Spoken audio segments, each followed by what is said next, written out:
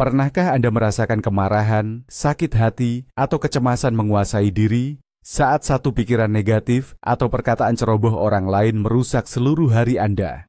Nah, sekarang bayangkan orang-orang yang sepertinya tidak ada yang bisa menggoyahkan mereka. Mereka tetap tenang, terkendali, dan percaya diri bahkan di tengah-tengah kekacauan. Apa rahasia mereka? Ini bukan anugerah bawaan. Ini adalah keterampilan, dan hari ini kami akan mengungkap 7 cara orang-orang kuat mengendalikan emosi mereka menggunakan kebijaksanaan Stoa kuno. Tetaplah bersama kami, dan Anda akan belajar bagaimana mengubah pikiran Anda menjadi benteng yang tak tertembus. Mari kita luruskan satu hal penting sejak awal. Stoikisme bukanlah tentang menjadi robot tanpa perasaan. Justru sebaliknya. Filosofi Yunani dan Romawi kuno ini yang dipraktikkan oleh Kaisar Marcus Aurelius dan dramawan Seneca mengajarkan kita bukan untuk menekan emosi, melainkan memahami sumbernya. Ini adalah semacam kekuatan super untuk pikiran Anda. Kaum Stoa percaya bahwa penderitaan kita bukan disebabkan oleh peristiwa itu sendiri, melainkan oleh penilaian kita terhadap peristiwa tersebut.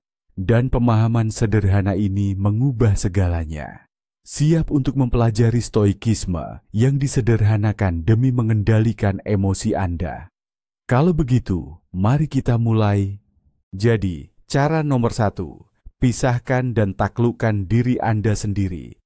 Ini adalah prinsip stoikisme yang paling fundamental. Jika Anda menguasai prinsip ini saja, hidup Anda tidak akan pernah sama lagi. Begini maksudnya. Segala sesuatu di dunia ini terbagi menjadi 2 kategori. Yang pertama adalah hal-hal yang berada dalam kendali kita. Yang kedua adalah hal-hal yang sama sekali di luar kendali kita. Kedengarannya jelas, bukan? Namun kita sering sekali melupakannya. Lalu, apa saja yang bisa kita kendalikan? Sebenarnya tidak terlalu banyak. Itu adalah pikiran kita sendiri, penilaian kita, keinginan kita, dan tindakan kita. Itu adalah dunia batin kita, pilihan kita dalam menanggapi berbagai peristiwa. Dan hanya itu. Lalu, apa yang di luar kendali kita? Hampir semua hal lainnya. Cuaca, situasi ekonomi, masa lalu, pendapat orang lain tentang Anda, kemacetan lalu lintas, dan hasil dari usaha Anda. Anda bisa bekerja keras, tapi tidak mendapatkan promosi. Anda bisa bersikap baik, tapi mungkin ada yang tidak menyukai Anda. Dan inilah intinya.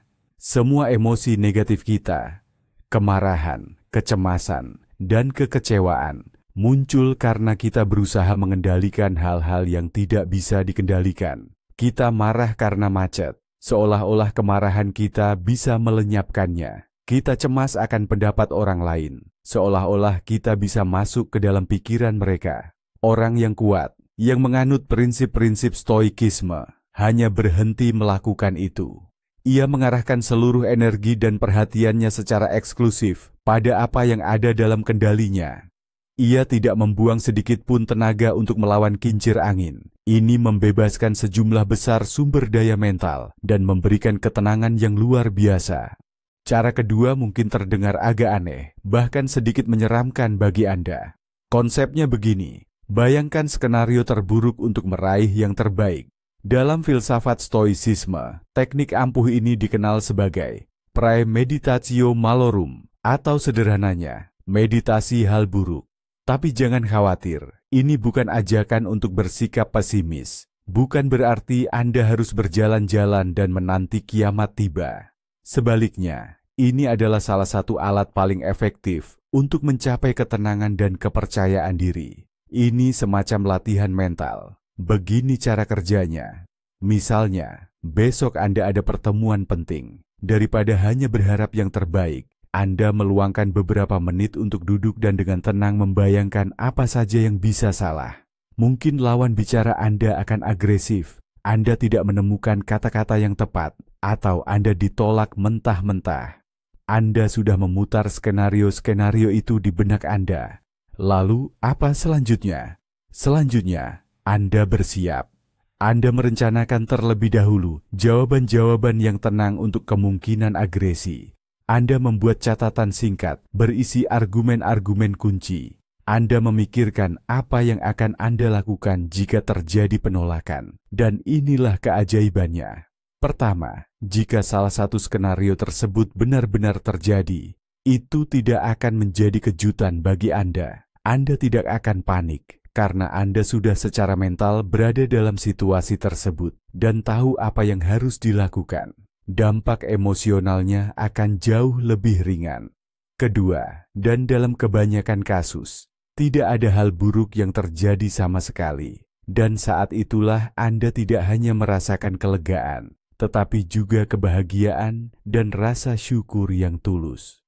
Ini seperti imunisasi terhadap stres. Anda mempersiapkan diri untuk badai, dan ketika matahari bersinar, Anda akan lebih menghargainya. Anda berhenti takut akan kegagalan, karena Anda sudah siap menghadapinya. Mari kita beralih ke metode ketiga. Ini adalah trik mental yang sangat indah dan ampuh, yang sangat digemari oleh Kaisar Marcus Aurelius. Mari kita sebut pandangan dari ketinggian. Bayangkan saat Anda sedang dilanda masalah. Mungkin rasa sakit hati, kemarahan, atau kecemasan terasa begitu besar, memenuhi benak Anda, seakan-akan menjadi pusat dunia. Pada momen ini, lakukan hal yang mudah. Pejamkan mata lalu bayangkan diri Anda menjauh secara mental. Pertama, bayangkan diri Anda di dalam ruangan ini. Kemudian, secara mental, naiklah lebih tinggi. Lihat rumah Anda, jalan Anda.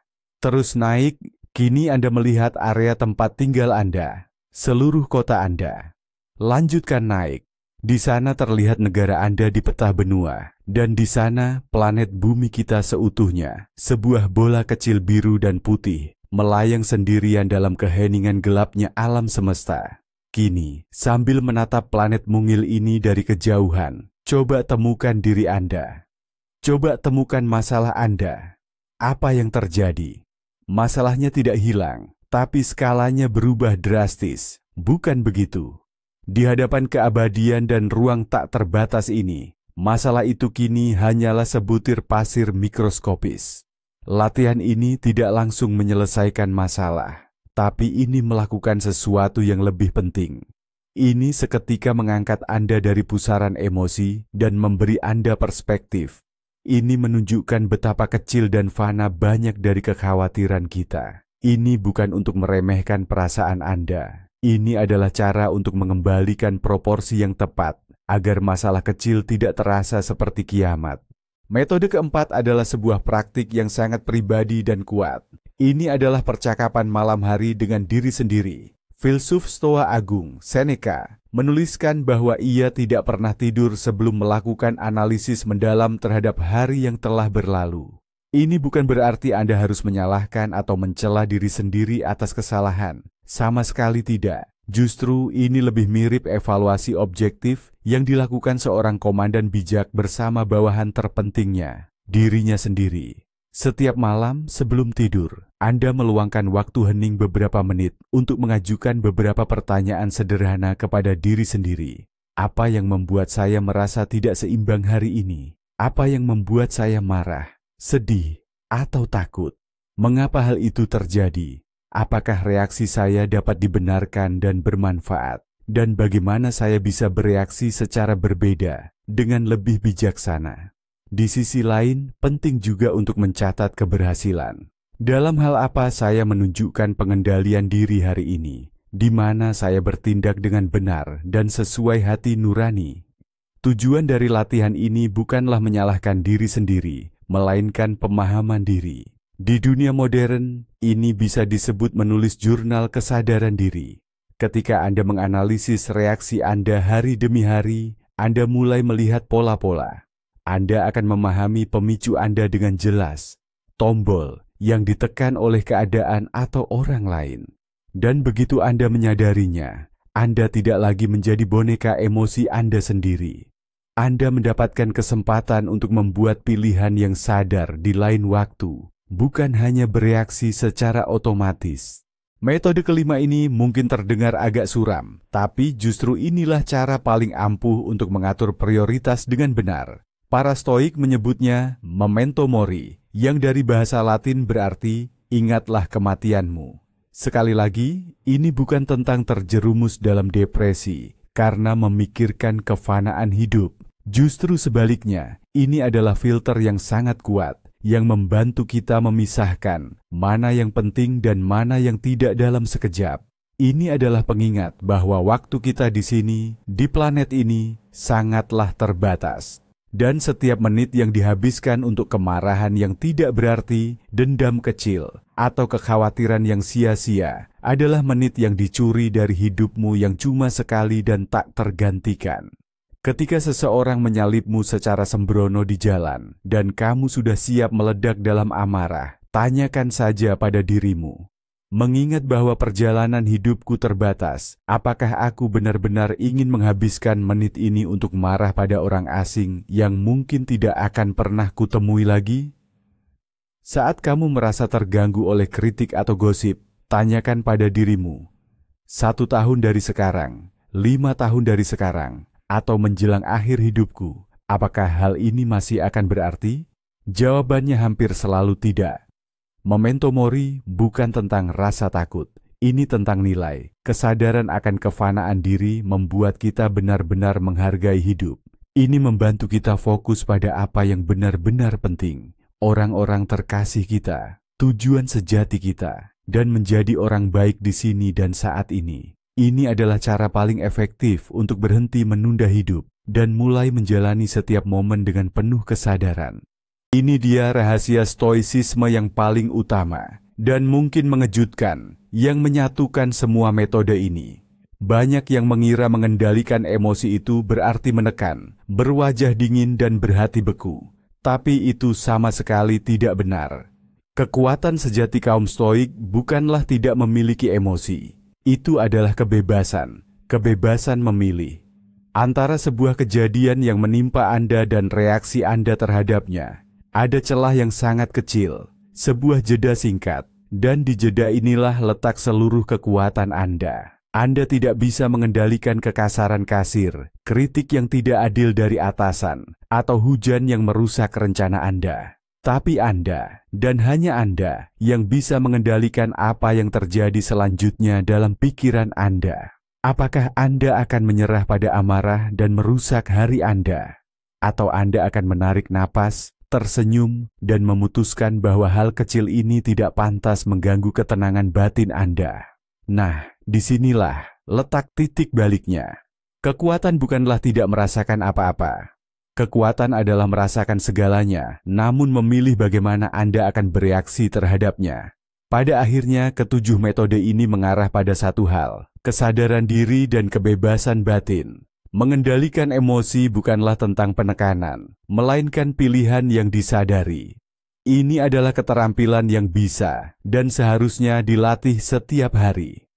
Terima kasih sudah menonton video ini sampai akhir. Jika Anda merasa ini bermanfaat, mohon berikan like dan berlangganan saluran ini agar tidak ketinggalan video baru tentang filosofi praktis untuk kehidupan modern. Sekarang, ada pertanyaan untuk Anda. Tulis di kolom komentar, metode mana dari ketujuh cara ini yang paling dekat dan paling bisa Anda terapkan dalam hidup Anda? Kami sangat ingin tahu pendapat Anda.